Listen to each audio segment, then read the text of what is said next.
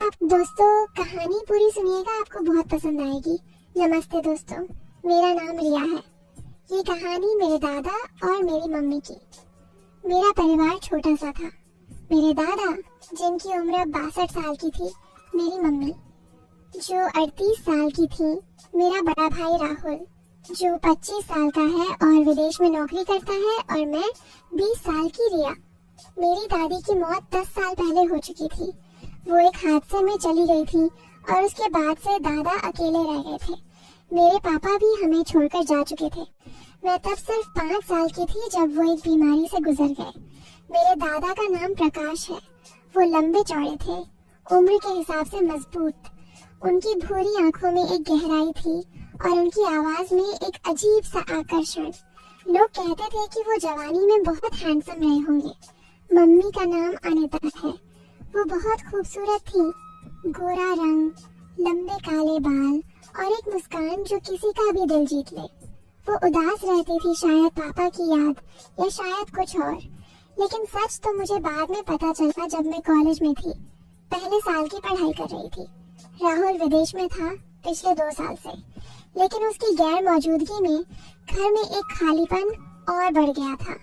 और शायद यही खालीपन दादा और मम्मी को एक दूसरे के करीब ले आया। ये सब पिछले साल की बात है। अप्रैल का महीना था, गर्मी शुरू हो चुकी थी। मैं कॉलेज से थककर घर लौटी थी। उस दिन मेरी एक क्लास जल्दी खत्म हो गई थी और मैंने सोचा कि घर जाकर थोड़ा आराम करूंगी। घर का दरवाजा खुला था, जो थोड़ा अजीब था क्योंकि मम्मी हमेशा उसे बंद रखती थी। मैंने अपने जूते उतारे और चुपचाप अंदर चली गई। घर में सन्नाटा था। मैंने सोचा शायद मम्मी बाजार गई होंगी और दादा अपने कमरे में होंगे। मैं अपने कमरे की तरफ बढ़ी, लेकिन तभी मुझे रसोई से कुछ आवाजें सुनाई दी। हल्की हल्की हंसी, कुछ फुसफुसाहट। मैंने सोचा शायद कोई पड़ोसी आया होगा। मम्मी को हंसते हुए मैंने बहुत दिनों बाद सुना था, तो मेरे मन में एक उत्सुकता सी जागी। मैं चुपके से रसोई की तरफ बढ़ी। दरवाजा थोड़ा सा खुला था और मैंने अंदर झांक कर देखा। जो मैंने देखा वो मेरे लिए किसी झटके से कम नहीं था। मम्मी रसोई में खड़ी थी। वो चाय बना रही थी और उनके हाथ में एक कप था। उनके ठीक पीछे दादा खड़े थे। उनकी बाहें मम्मी की कमर पर थीं और वो धीरे धीरे उनके कानों में कुछ कह रहे थे। मम्मी हंस रही थी। उनकी आंखों में एक चमक थी जो मैंने पहले कभी नहीं देखी थी।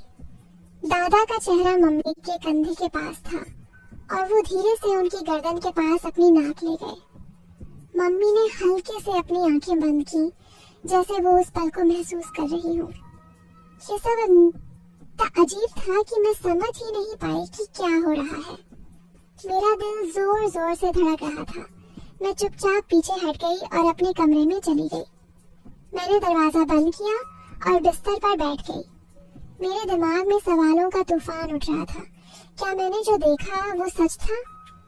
मैंने सोचा कि शायद मैं गलत समझ रही हूँ, शायद वो बस हंसी मजाक कर रहे थे। लेकिन मेरे दिल को यकीन नहीं हो रहा था। मैंने अपने आप को शांत करने की कोशिश की। मैंने सोचा कि शायद ये एक बार की बात हो, लेकिन फिर भी मेरे मन में एक शक का बीज पड़ गया था। उस दिन के बाद मैंने दादा और मम्मी पर नजर रखनी शुरू कर दी।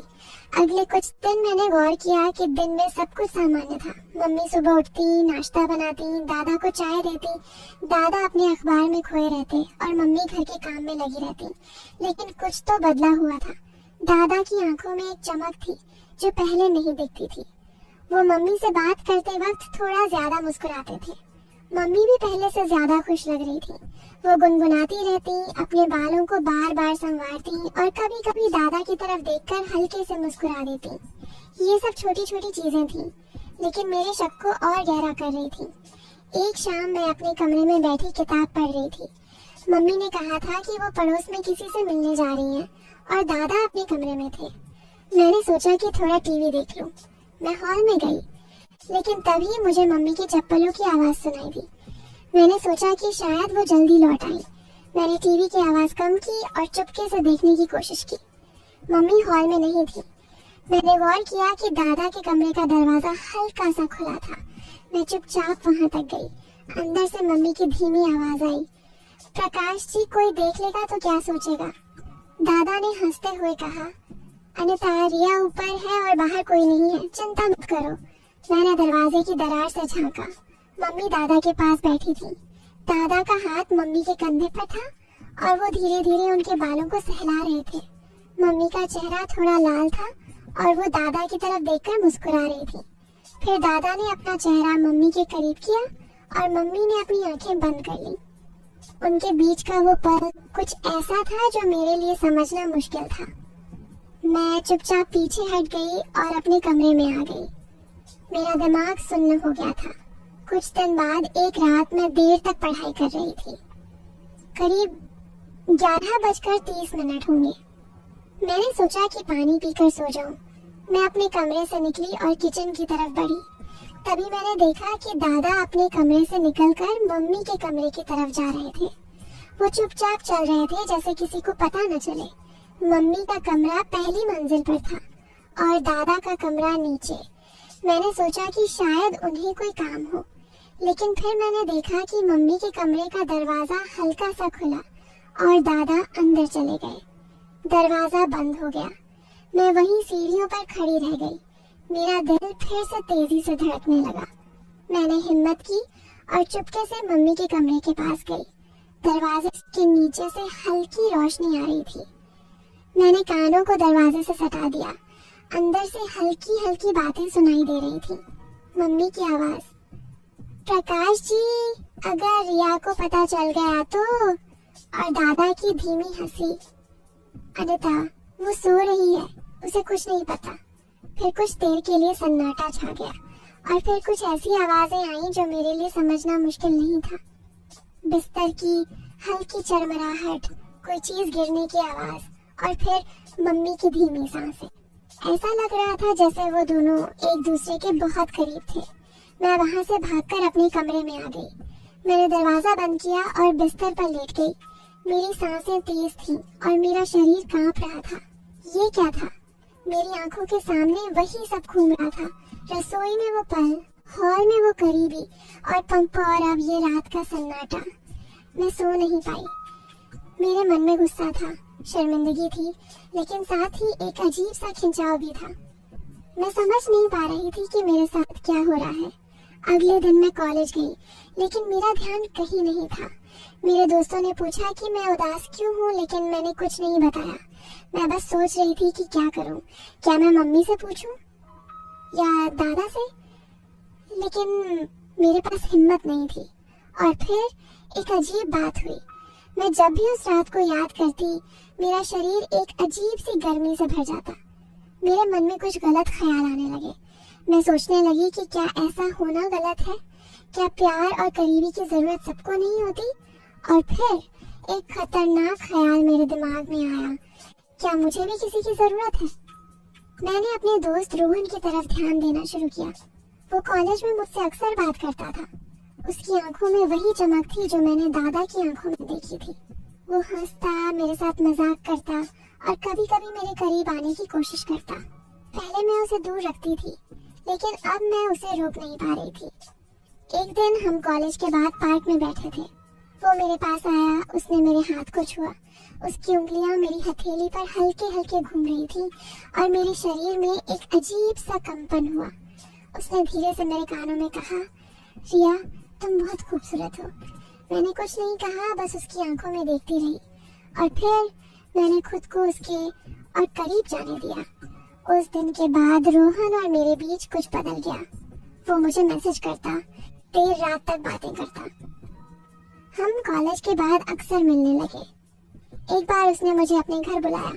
उसका परिवार बाहर गया हुआ था। मैं गई। हम उसके कमरे में बैठे थे।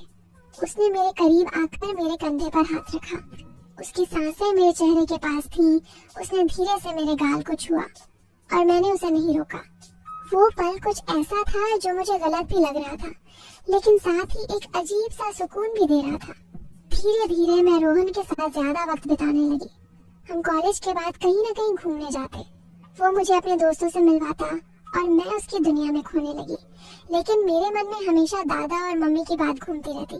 मैं सोचती कि अगर वो ऐसा कर सकते हैं तो मेरे लिए भी ये गलत नहीं है।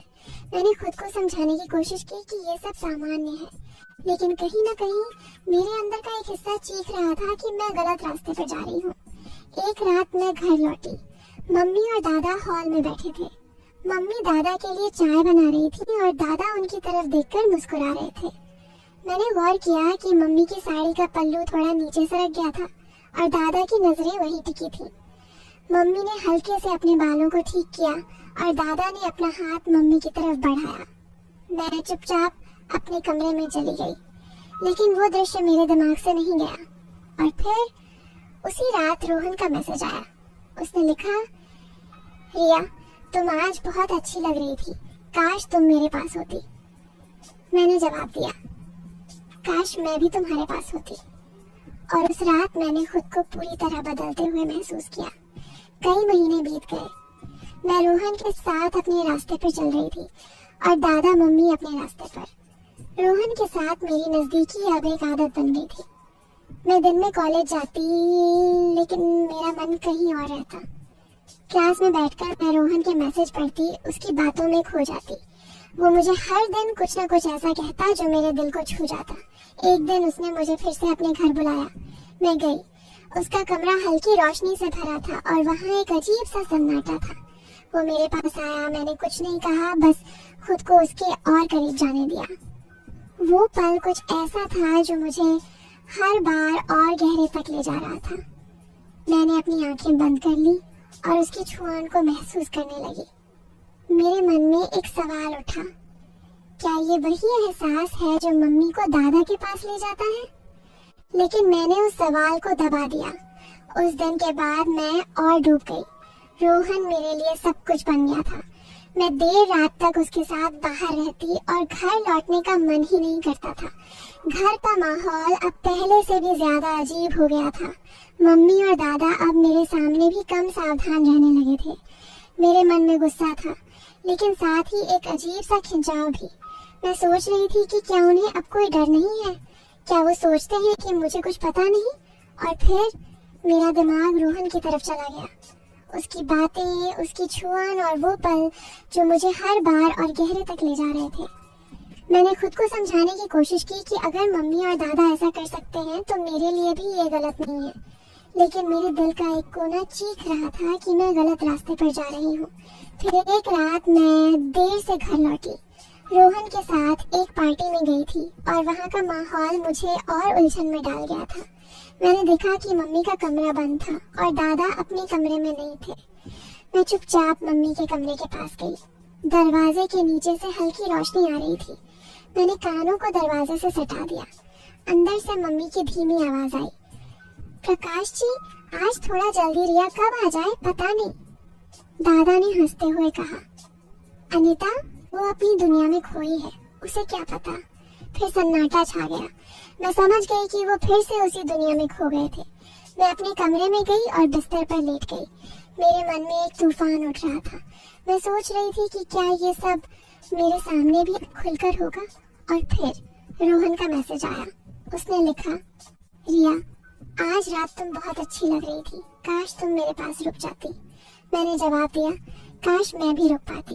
उस रात मैंने खुद को पूरी तरह बदलते हुए महसूस किया। मैं उस रास्ते पर इतना आगे बढ़ चुकी थी कि वापसी नामुमकिन लग रही थी। कई महीने बीत गए। मैं रोहन के साथ अपनी दुनिया में खोई थी और दादा मम्मी अपनी दुनिया में। लेकिन एक दिन सब बदल गया। एक शाम मैं कॉलेज से लौटी तो देखा कि घर का माहौल कुछ अलग था। दरवाजे पर एक जोड़ी जूते पड़े थे जो मुझे पहचानने हुए लगे। मैं अंदर गई तो हॉल में राहुल बैठा था। उसका चेहरा सख्त था। मम्मी और दादा भी वहाँ थे, लेकिन उनकी नजरें नीचे थी। मैंने कहा, भैया तुम कब आए? राहुल ने मेरी तरफ देखा और धीरे से कहा, आज सुबह। रिया तू ऊपर जा, मुझे मम्मी और दादा से कुछ बात करनी है। मुझे अजीब लगा, लेकिन मैं अपने कमरे में चली गई। ऊपर से मुझे उनकी आवाजें सुनाई दे रही थी। राहुल की आवाज ऊंची हो रही थी और मम्मी की आवाज कांप रही थी। मैं चुपके से सीढ़ियों पर आ गई और सुनने की कोशिश करने लगी। राहुल चिल्ला रहा था, ये क्या चल रहा है यहाँ? मैंने सोचा था कि मैं अपने परिवार के लिए मेहनत कर रहा हूँ और यहाँ ये सब। उसकी आवाज में गुस्सा था, लेकिन साथ ही एक दर्द भी। मैंने नीचे झांका। राहुल अपने फोन पर कुछ दिखा रहा था। मम्मी और दादा सोफे पर बैठे थे, उनके चेहरे सफेद पड़ गए थे। राहुल ने फोन मम्मी की तरफ बढ़ाया और कहा, ये देखो, मैंने घर में कैमरे लगवाए थे सुरक्षा के लिए, लेकिन ये क्या है? रात को कमरे में, दिन में हॉल में, आप दोनों को शर्मिंदगी भी नहीं होती? मम्मी ने फोन की तरफ देखा और अपने हाथों से मुंह छुपा लिया। उनकी आंखों से आंसू बहने लगे। दादा का सिर झुका हुआ था और उनकी उंगलियां कांप रही थीं। राहुल ने मेज पर जोर से मुक्का मारा और चिल्लाया, आप लोग मेरे परिवार हैं और आपने ये सब किया मेरे पीठ पीछे? मम्मी रोते हुए बोली, राहुल बेटा, हमें माफ कर दे, हम बहक गए थे। अकेलापन, वो हमें यहाँ ले आया। उनकी आवाज टूट रही थी। दादा ने धीरे से कहा, राहुल, मैंने गलती की। मुझे नहीं पता था कि ये सब इतना आगे बढ़ जाएगा। हमें माफ कर दे। उनकी आवाज में शर्मिंदगी थी, लेकिन राहुल का गुस्सा कम नहीं हुआ। उसने कहा, माफी? आप लोग माफी मांग रहे हैं? क्या आपको पता है कि इस घर में क्या टूट गया है?